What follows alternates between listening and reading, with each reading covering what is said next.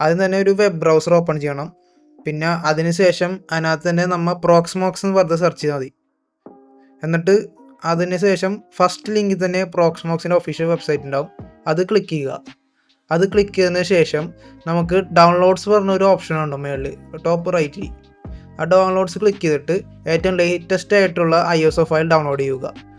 നിങ്ങൾക്ക് കാണാം അതെ പ്രോക്സ്മോക്സ് ISO ഇൻസ്റ്റാളർ, അത് ലേറ്റസ്റ്റ് ആയിട്ട് കിടക്കണേ. ഇപ്പോൾ അത് ഡൗൺലോഡ് ചെയ്യുക.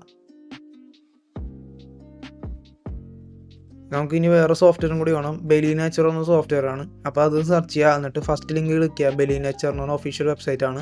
എന്നിട്ട് അതിനകത്ത് ഡൗൺലോഡ് എച്ചർ എന്ന ഓപ്ഷൻ കാണും. അത് ക്ലിക്ക് ചെയ്ത് തന്നെ നിങ്ങളെ താഴത്തോട്ട് കൊണ്ടുപോകും വെബ്സൈറ്റ്. എന്നിട്ട് അവിടെ കാണാൻ കുറേ ഓപ്ഷൻസ് ഉണ്ട്. Linux, Mac OS. നമുക്ക് വിൻഡോസ് ഇൻസ്റ്റാളറാണ് വേണ്ടത്. അപ്പോൾ നമുക്ക് Windows installer download button click ചെയ്യുക. അടുത്ത സ്റ്റെപ്പിൽ USB ഡ്രൈവ് കുത്തിക്കോ. USB ഡ്രൈവിൽ നമ്മൾ ഇനി ഫ്ലാഷ് ചെയ്യാൻ പോണേ നമ്മുടെ പ്രോക്സ്മോക്സ് ISO. ബെലിനേച്ചർ ഓപ്പൺ ചെയ്യുക. ഓപ്പൺ ചെയ്യുമ്പോൾ അതിന് തന്നെ ISO ഫയൽ സെലക്ട് ചെയ്യാനുള്ള ഓപ്ഷൻ തരും. എന്നിട്ട് ഫ്ലാഷ് ഫ്രം ഫയൽ സെലക്ട് ചെയ്തിട്ട് നിങ്ങളുടെ പ്രോക്സ്മോക്സ് ഡൗൺലോഡ് ചെയ്ത സ്ഥലത്ത് സെലക്ട് ചെയ്യുക. പ്രോക്സ്മോക്സ് ISO അതിപ്പോൾ കാണാൻ പറ്റുന്ന സ്ക്രീനിൽ അത് ഡൗൺലോഡ് ചെയ്ത് സെലക്ട് ചെയ്തിട്ട് അടുത്തത് ടാർഗറ്റ് സെലക്ട് ചെയ്യുക. ടാർഗറ്റ് എന്ന് പറഞ്ഞാൽ നമ്മുടെ USB ഡ്രൈവാണ്. ഇതിൽ സൂക്ഷിക്കണം, നിങ്ങളുടെ വല്ല ഹാർഡ് ഡ്രൈവ് കുത്തിയിട്ടുണ്ടെങ്കിൽ അതിലോട്ടേക്ക് ഫ്ലാഷ് ചെയ്യാനും പറ്റും. അപ്പോൾ അറിയാതെ അത് സെലക്ട് ചെയ്ത് ഇപ്പോൾ ഇത് അടിയിൽ കാണാൻ എൻ്റെ USB 32 GB USB ആണ്. അപ്പോൾ അതെടുത്ത് സെലക്ട് ചെയ്തിട്ട് ഞാനിപ്പോൾ സെലക്ട് കൊടുക്കും. എന്നിട്ട് ഫ്ലാഷ് നിൽക്കുക. ഫ്ലാഷ് നിൽക്കിയതിന് ശേഷം വിൻഡോസ് അഡ്മിനിസ്ട്രേറ്റീവ് ബോക്സ് വരും, അത് യെസ് കൊടുക്കുക.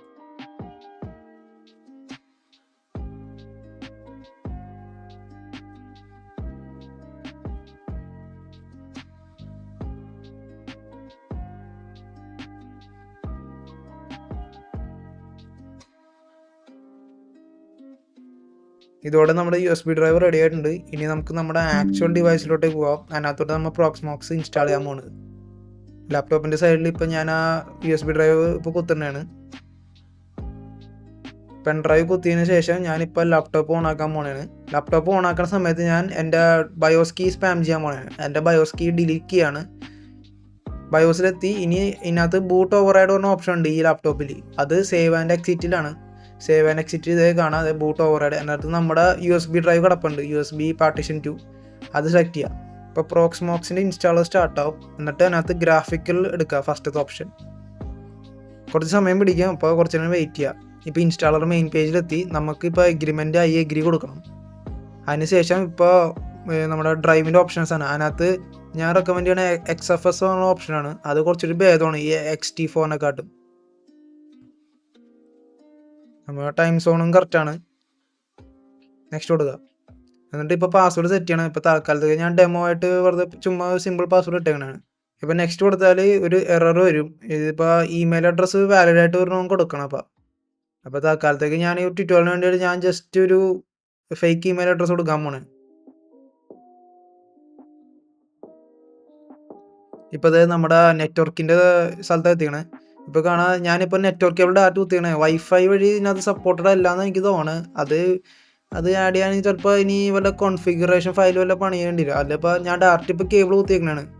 ഡയറക്റ്റ് കേബിൾ കുത്തിയാൽ റെക്കമെൻഡ് ചെയ്യുള്ളൂ ഞാനിത് ഉപയോഗിക്കാൻ. സെർവറാണല്ലോ, അപ്പോൾ അത് ഡയറക്റ്റ് കണക്ഷൻ വേണം റൗട്ടറായിട്ട്. ഇതിപ്പോൾ നമ്മുടെ സമ്മറിയാണ്. മൊത്തം എന്തൊക്കെ സെറ്റ് ചെയ്തേക്കണം, സെറ്റിങ്സ് എല്ലാം ഇപ്പോൾ കാണിക്കണം ലാസ്റ്റായിട്ട് ഇൻസ്റ്റാൾ ചെയ്യുന്നതിന് മുമ്പ്. എന്നിട്ട് നമുക്കിപ്പോൾ ഇനി ഇൻസ്റ്റാൾ ആക്കാം.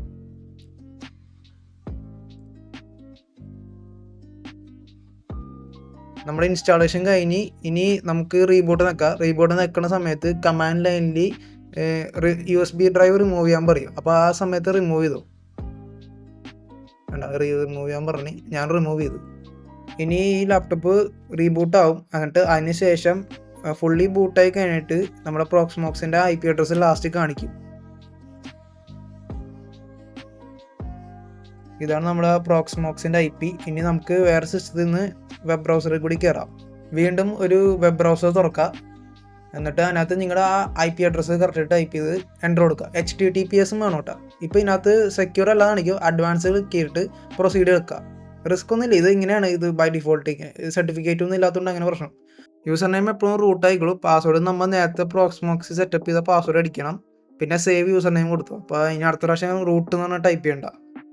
ഇതാണ് നമ്മുടെ പ്രോക്സ്മോക്സിൻ്റെ മെയിൻ വെബ് UI. ഇനി ഒരു ഇഷ്യൂയും കൂടി ഫിക്സ് ചെയ്യാനുണ്ട്. അടിയിൽ അപ്ഡേറ്റ് പാക്കേജ് എറർ കാണിക്കുന്നുണ്ട്. കാരണം ഇപ്പോൾ ഈ പ്രോക്സ്മോക്സ് പറഞ്ഞാൽ എൻ്റർപ്രൈസ് മോഡലാണ് ഓടുന്നത്. അപ്പോൾ നമ്മൾ ഇപ്പോൾ PE സെറ്റ് ചെയ്തിട്ട് റിപ്പോസിറ്ററി കയറിയിട്ട് എൻ്റർപ്രൈസ് പറഞ്ഞ സാധനം എല്ലാം ഡിസേബിൾ ചെയ്യണം. എൻ്റർപ്രൈസ് ഡിസേബിൾ ചെയ്യണം. ഡെബിയനൊക്കെ എല്ലാം ഫ്രീ ആണ്, അപ്പോൾ അതുകൊണ്ട് കുഴപ്പമില്ല. രണ്ടാമത്തെ എൻ്റർപ്രൈസ് പാക്കേജും ഡിസേബിൾ ചെയ്യുക. ആഡ് നോക്കിയിട്ട് എൻ്റർപ്രൈസിൻ്റെ പകരം സെഫ് സ്ക്വിഡ് നോ സബ്സ്ക്രിപ്ഷൻ എടുക്കുക. എന്നിട്ട് അത് ആഡ് ചെയ്യുക. ആഡ് ചെയ്തതിന് ശേഷം വീണ്ടും ആഡ് നിൽക്കുക. എന്നിട്ട് നോ സബ്സ്ക്രിപ്ഷൻ എടുക്കുക. എന്നിട്ട് ആഡ് ചെയ്യുക. ഈ റെപ്പോസിറ്ററി മേളിൽ തന്നെ ഒരു അപ്ഡേറ്റ്സ് പറഞ്ഞ ടാബ് ഉണ്ട്, അത് സെലക്ട് ചെയ്യുക. അത് സെലക്ട് ചെയ്തതിന് ശേഷം റീഫ്രഷ് നിൽക്കുക. എന്നിട്ട് വെയിറ്റ് ചെയ്യുക. അപ്പോൾ കാണാം കുറച്ച് നേരം കഴിഞ്ഞിട്ട് ടാസ്ക് ഓക്കെ എന്ന് പറഞ്ഞാൽ കാണും.